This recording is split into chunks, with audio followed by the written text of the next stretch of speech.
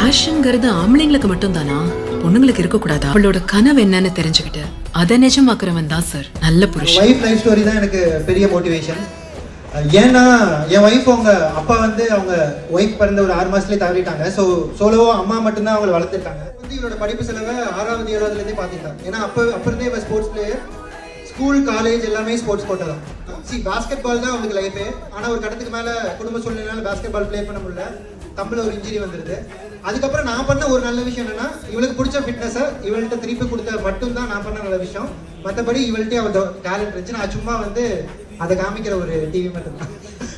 So content creation ஆரம்பித்த 3 மாதத்துலேயே from 0 to close to 1,70,000 following in Instagram, 5 lakh subscription in YouTube.